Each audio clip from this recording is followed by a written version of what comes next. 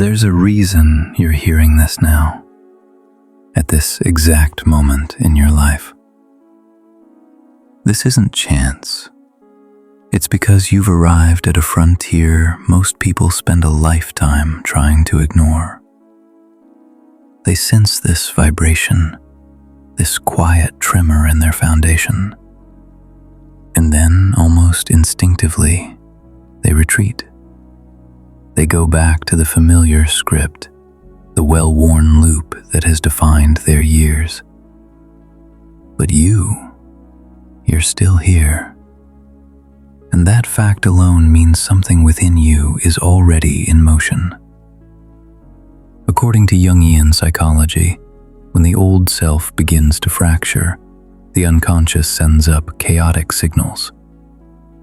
We often misinterpret this as a crisis, as losing our way. In truth, it's the sound of a protective casing, one you've outgrown, beginning to splinter. Everything that no longer fits is preparing to depart. You are standing in a moment Jung believed might come only once, a rare intersection where an ending and a beginning exist simultaneously. Before this threshold dissolves, I want you to ask yourself one straightforward question. It's simple, but it can reroute your entire path forward. Do you have the courage to look directly at what is dissolving within you? Or will you turn back towards a familiar territory where you no longer belong? If you are still listening, then stay. And if you wish to walk this path further, a like or subscribe is a silent signal, a way to tell me you're ready to go deeper. Because what comes next ventures into territory most never dare to confront: the unvarnished truth of who they are. The signs of psychological death, according to Jung. First, the signs of a psychological death. In Jung's view, all authentic transformation is preceded by an ending, not of the body, but of an inner identity that has become incompatible with your growth. The unsettling part is this death isn't silent. It announces itself through cryptic messages from the unconscious, emotions you can't label, a pervasive sense of being adrift. But if you observe closely, you'll see all these signals point to one reality. Your former ego is breathing its last. The initial sign is often a feeling of profound displacement in your own life. The familiar suddenly feels constrictive, like wearing a coat that now binds your shoulders. You observe yourself in your relationships, your career, your daily routines, and realize you are performing a role that has expired, a character whose lines no longer match your soul. Jung termed this the cracking of the persona. The mask you've worn for safety is beginning to slip. Next emerges a formless anxiety. You can't pinpoint the source, yet your body is perpetually tense, a wire stretched taut. This tension doesn't originate from external threats, but from the internal pressure of a shell breaking apart. When the unconscious demands evolution, it doesn't ask for consent, it transmits. You may feel as if you're doing something wrong, when in fact you are preparing to do something profoundly right, moving beyond an old version of yourself. Another unmistakable sign is a hollow feeling towards pursuits that once ignited you. Ambitions that used to spark excitement now echo with emptiness. You continue to act, but the meaning has drained away. This isn't laziness or burnout. It's the collapse of an old value system. Jung held that when the psyche is ready to advance to a new stage, former desires naturally lose their color, like leaves falling after the season has turned. Well-meaning people may urge you to rediscover your old passions. But how can you return to something your essential self has already departed from? This numbness is the unconscious murmuring that a chapter is complete. You may also find yourself facing your own darkness with startling clarity. Old fears, angers, and hurts rise in waves, as if long-buried shadows are seeking the surface. Many panic, believing they are deteriorating. Jung argued the opposite. You only confront your shadow when you are finally strong enough to integrate it. Its emergence isn't a sign of collapse, but of awakening. Pay attention to seemingly minor disturbances, restless sleep, vivid and unsettling dreams. Jung saw dreams as the direct speech of the unconscious. When you dream of crumbling structures, abandoned landscapes, or unknown paths, it is not random. It is your psyche narrating your transition in its native symbolic tongue. The core message is often the same. Something within you has reached its terminus. Then there is the inner civil war. You crave change, yet you fear it. You long to release, yet you cling. Jung viewed this as the essential struggle of separating from the ego's grip. It's like sensing a new shore while your feet remain rooted in the old sand. This conflict is not weakness. It is the hallmark of metamorphosis. You might also feel a growing disconnect from people you were once in sync with. Conversations feel superficial. Bonds feel strained. You feel different, harder to place. You are not alone. You are simply detaching from one level of being to step onto another. The people who matched your old rhythm aren't bad. They are simply operating on a different frequency. Your soul is now asking for more expansive space. If these signs resonate, be honest with yourself. How many are you carrying right now? However chaotic they seem, they all point to one inevitable event. The old ego is disintegrating to make room for a rebirth. Jung considered this psychological death the most critical step on the path to wholeness. The process unfolds whether you resist or not. The unconscious proceeds with its work. Your only choice is how you move through it, in frantic opposition or with attentive understanding. Because on the other side of this rupture, someone awaits. The self you misplaced long ago, before this entire journey began. Why we are attached to our former self. You've seen the signs of an ending, but to grasp why this process is so arduous, why you wrestle and ache when you try to shift, you must face a truth Jung emphasized. People will choose almost any suffering, if it is familiar, to avoid meeting their own soul. This attachment isn't logical. It's woven into the unconscious architecture formed in childhood. We cling to the version of ourselves that keeps us stuck, not because it serves us, but because it is known. Your former self is like a melody on repeat. Even if the tune now grates, you know every note, every rest. The human mind, craving predictability, will select the familiar track over a new symphony, even if that symphony holds liberation. Jung observed that we can endure immense pain as long as it is customary. This is the core of psychological attachment. And it's more than habit. It's a survival mechanism forged early.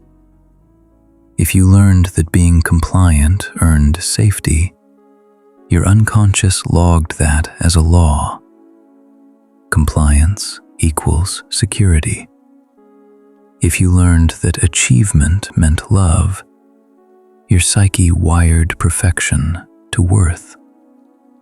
These childhood adaptations become the silent operating system for your adult life. The program doesn't delete itself. It runs in the background, an old software you don't realize you're using. This manifests as emotional looping. You can intellectually decide to change 1,000 times, but when an old wound is touched, your nervous system snaps back into its rehearsed response: withdrawal, anger, fear. It's a reflex. Someone who early on felt abandonment will be hypervigilant to any hint of departure. Someone conditioned by criticism will freeze at the possibility of error. The reaction comes before thought. Or consider relationship patterns. You may ask, why do I keep choosing the same type of partner? The unconscious isn't choosing a person. It's seeking a familiar emotional climate. If your early love felt conditional, you'll be drawn to dynamics where you must prove your worth. It's not a conscious choice. It's an addiction to what your nervous system recognizes. This is the inner bind that fuels our attachment. We yearn to be free, yet we are terrified of who we might be without our old chains. So we hold on to outdated stories, reactions, and identities, like clutching a sinking raft because the open ocean feels vast and unknown. The attachment is so deep, many mistake the recording for their true voice. They think, this is just who I am, instead of inquiring, when did I learn to be this way? Jung stressed that much of what we call personality is merely a collection of rehearsed adaptations we've mistaken for our essence.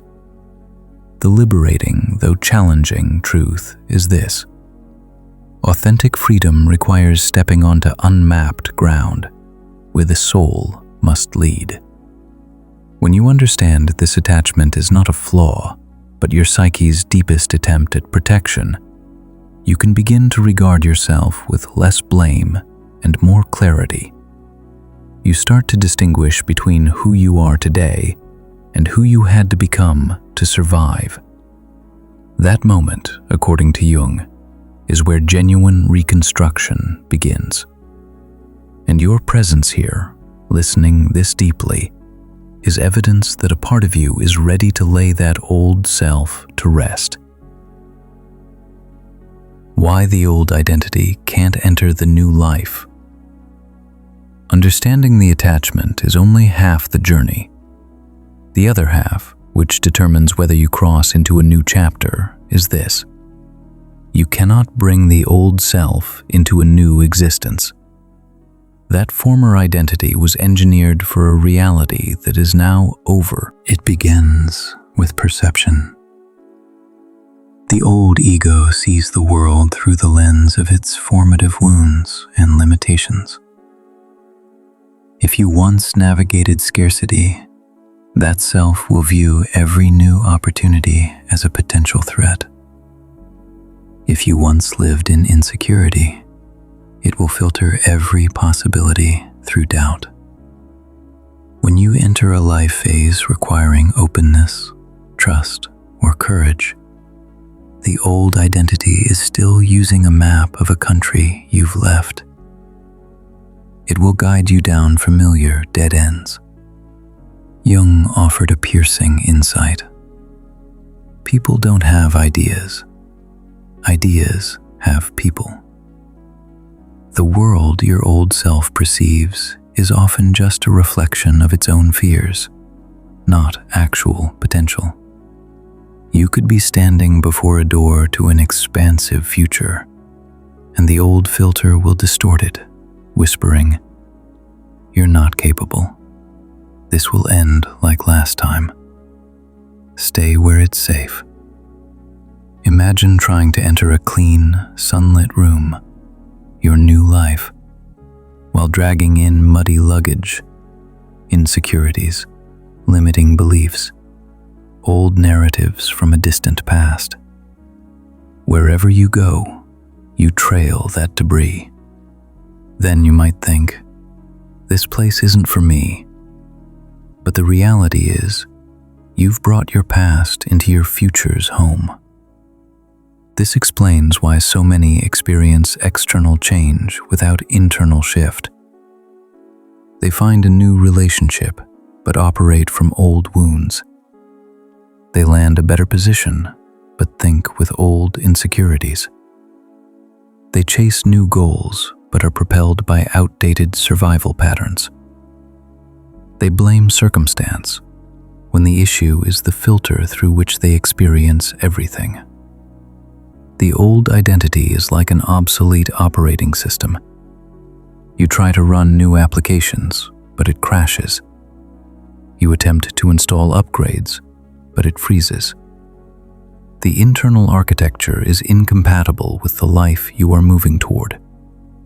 A new reality demands a new inner being, constructed from renewed beliefs, calibrated habits, and fresh emotional responses.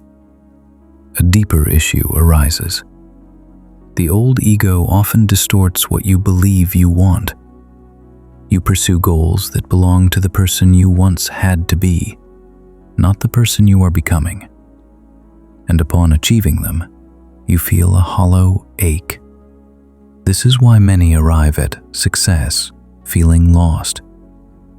It wasn't the wrong goal. It was a goal chosen through an outdated lens. In Jung's framework, this is the tension between the ego and the self. The ego seeks to preserve the known. The self urges toward a larger, more authentic existence. The new life is the call of the self. The old ego, speaking only the language of the past, doesn't comprehend that call. When these forces clash, you feel torn and exhausted. It's not that you can't change, it's that you are divided. As Jung noted, you are what you do, not what you say you'll do. You stand at a border between two worlds. One beckons you forward, the other pulls you back. The decision rests with you. Will you allow your authentic self to lead, or will you let the former identity drag you into the familiar, fading loop? Identifying the layers of self that must release. Now you must look deeper. You need to identify which specific layers of this old identity are blocking your way. Jung taught that transformation isn't a battle against yourself, but a process of shedding false layers to return to what is genuine beneath. The first layer is often the self that must always be strong, never allowing vulnerability. Many learn early that there are two options: be tough or be crushed.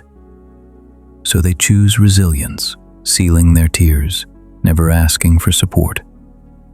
That fortitude helped them survive seasons when they stood alone, but it also walls off the heart long after the siege has ended. Jung might see this as the protector archetype. It isn't wrong, it's simply unnecessary in territories meant for connection and softness. If you feel you must be invulnerable, this is likely a layer ready to release. The second layer is the self that demands perfection. Many are raised in environments where affection was conditional, given for high marks, good behavior, meeting expectations. That child grows into an adult wearing a mask of flawlessness. They drive themselves to exhaustion, terrified of mistakes, of judgment, of causing disappointment. Underneath, as Jung knew, isn't a fear of being wrong, but a terror of being unseen, unlovable. Life becomes a performance. If you feel you must earn love through impeccable execution, this is a layer seeking to dissolve.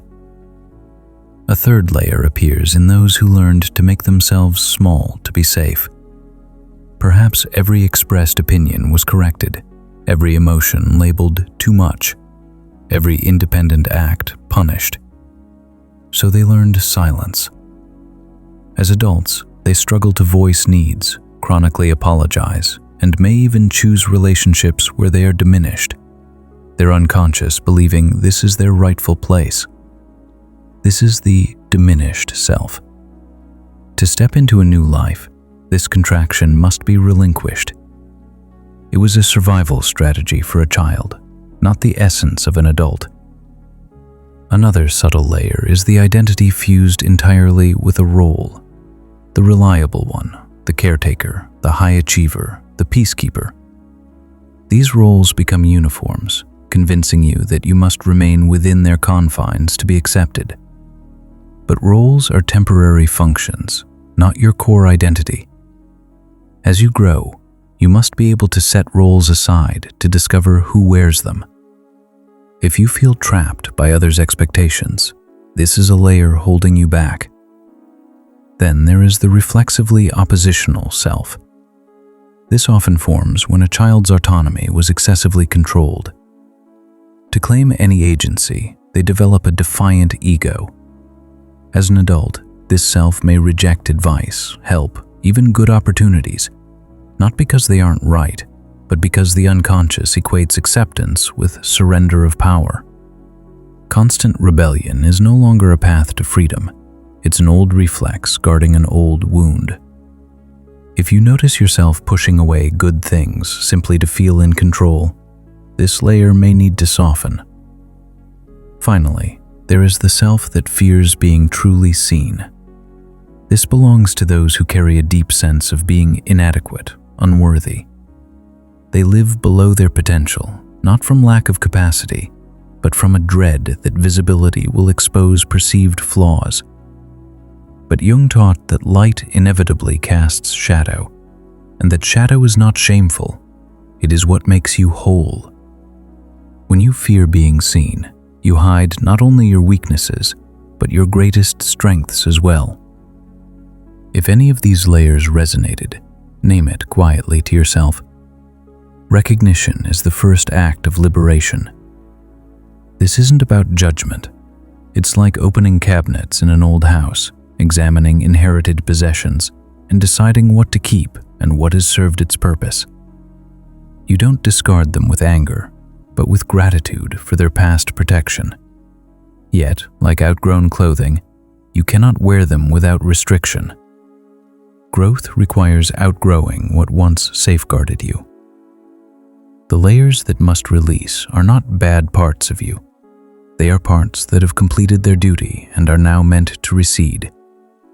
We evolve not by denying these aspects, but by returning them to their proper place in our history. When they fall away, you don't lose yourself. You lose what was never truly you. And this is crucial. You cannot enter a new life if you don't know what you're still carrying. Clear seeing is the first step of release. Only when you recognize the armor can you begin to unbuckle it. The practices of transformation. Jung emphasized that all profound change requires ritual, not mystical ceremony, but psychological practice. Deliberate actions that create a meeting ground between your conscious awareness and your unconscious depths. This is the bridge between knowing and becoming. The first essential practice is observance without judgment. When an old pattern activates, a flare of irrational anger, a retreat from connection, a surge of unfounded fear, you don't condemn yourself. You simply note inwardly, there is the old program running. This act of witnessing creates separation. You are no longer fully fused with the pattern. Jung believed consciousness is the only force that can integrate the unconscious, and observance turns on that light. The second practice is inquiring of your old narratives. When thoughts arise, I'm not enough, I'll be abandoned, I don't deserve this. Don't accept them as truth. Treat them as echoes from a former life. Ask gently, is this my voice or the voice of someone I once had to become to survive. By distinguishing yourself from the story, you withdraw the energy that sustains the old identity, allowing it to fade. The third practice is enacting a slight new response. Jung knew the unconscious changes through lived experience, not through thought alone. You must act, even in a minor way, differently. If you typically stay quiet, offer one sentence. If you usually armor up, try softening. If you habitually doubt, whisper, "I can try." A single, small, new action opens a different psychological doorway. Each is a stitch in the fabric of the self you are weaving. The fourth practice is leaning into deliberate discomfort. The old self will urge retreat to the known whenever growth is near. But a comfort zone becomes a cage once you've outgrown it. You can reframe the feeling. This discomfort is not danger. It is the sensation of an old shell cracking. This builds your capacity to be with intense emotions without being controlled by them. In truth, this kind of discomfort is often a compass pointing toward growth. The fifth practice is carving out space for the new to emerge. Rebirth cannot happen in constant noise. You need moments of quiet, not necessarily long meditation, but perhaps 5 minutes of stillness, free writing, a walk with no destination. In these spaces, the unconscious sends messages inaudible in daily clamor. The soul, Jung said, speaks in whispers, and those who refuse stillness will never hear it. The sixth practice is imagining the self you are becoming. Imagination is not fantasy. It is the unconscious's rehearsal space. Vividly picture yourself responding with calm where there was once anxiety, with grounded strength where there was once shrinkage. When you imagine it consistently, the psyche begins to accept it as a viable path. Then, one day, you may find yourself acting that way without effort. This is Jung's active imagination at work. The final practice is thanking the old self before release. You cannot fully let go of something you are fighting. Place a hand on your heart and acknowledge, "Thank you for protecting me. Your work is complete. I will walk from here." The old identity often just needs this recognition to cease its resistance. It isn't bad, it's obsolete. None of these practices require perfection. Each only asks for honesty. As you engage them, you'll feel a gradual lightening, an expansion. One day, you'll realize you've chosen differently, reacted differently, become different. Not suddenly, but organically, the way dawn gradually illuminates a landscape that was there all along. Navigating resistance from those who knew your past.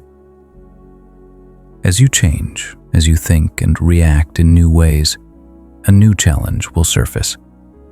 You'll notice odd glances, offhand comments, a new distance from people who once knew you well. Few are prepared for this. Your evolution doesn't occur in a vacuum. It sends tremors through your entire relational ecosystem. When one element in a system changes, the entire system must adjust. Before your shift, you were a predictable piece in their interpersonal puzzle. They knew your reactions, your role in the shared story. Many relationships are built not on deep mutual understanding, but on the comfort of reliable dynamics. When you stop orbiting in the old pattern, others can feel a loss of equilibrium. At an unconscious level, humans fear the uncertainty of change. You start setting kind but firm boundaries. You stop laughing off disrespect. You say, "This isn't okay for me," instead of absorbing the pain. Those who benefited from your former, always available self may grow uneasy. Unable to name this discomfort, it may morph into criticism. "You've changed. You think you're better now." Underneath lies the real message: "I don't know how to relate to you anymore." From Jung's view, you are witnessing an old equilibrium break. Every family or group has an unspoken balance. Who carries the emotion, who keeps peace, who plays the rebel.